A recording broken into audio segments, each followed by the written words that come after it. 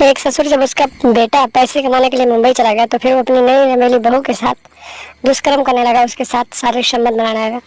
दोस्तों, ससुर रोज रात को अपनी बहू के खाने में नशीली पदार्थ मिला देता था और फिर रोज रात को उसके साथ रजाई में कबड्डी खेलता था। और जब इस बात की जानकारी उसके बेटे को लगी तो फिर उसके बेटे ने अपने पिता को जान से मार डाला।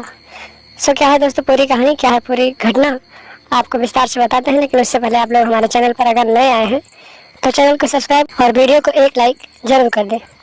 नमस्कार दोस्तों, स्वागत है आप सभी का हमारे एएसएन क्राइम अफेयर चैनल में। दोस्तों, ये घटना उत्तर प्रदेश के गोरखपुर के देवरिया से सामने है, जहां पर एक हसमुल्ला नाम का जो व्यक्ति रहता था, उसके बेटे शमशाद की अभी हाल ही में शादी हुई थी और फिर शादी के लगभग 2 महीने बाद शमशाद पैसे कमाने के लिए मुंबई चला गया।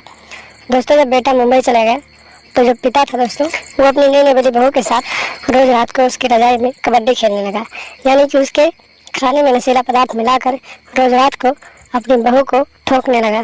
दोस्तों, ऐसे कई दिन बीत गए, कई महीने बीत गए और एक दिन बहू ने इसकी शिकायत अपने पति से की और फिर उसका पति जो शमशाद था वो मुंबई से घर आ गया। और फिर एक दिन की बात है, जब वो ससुर अपने बहू के खाने में नशीला पदार्थ मिला रहा था, तभी अचानक शमशाद वहाँ पहुँच जाता है और फिर वो अपने पिता से लड़ाई झगड़ा करने लगता है।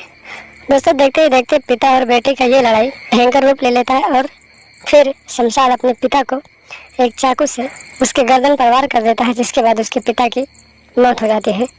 उसके बाद दोस्तों, रात को ही शमशाद अपनी पत्नी के साथ मुंबई चला जाता है और फिर जब सुबह होती है, पुलिस को इस बात की जानकारी मिलती है तो पुलिस वहां पर पहुंचती है और लाश को कब्जे में लेकर पोस्टमार्टम के लिए भेज देती है और फिर आरोपी बेटे के खिलाफ FIR दर्ज कर देती है। दोस्तों, लगभग 15 दिन बाद शमशाद को पुलिस मुंबई से वापस ले आते हैं और फिर पिता के हत्या के आरोप में जेल में डाल देती है।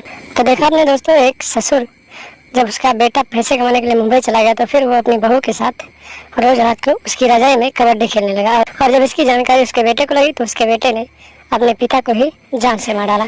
तो दोस्तों, आप लोग भी ऐसे लोगों से सावधान रहें, सतर्क रहें और अपने आप को सुरक्षित रखें, अपने घर परिवार को सुरक्षित रखें और लगातार हमारे साथ बने रहें। हमारे चैनल को सब्सक्राइब कर लें और हमेशा देखते रहें एएसएन क्राइम अफेयर।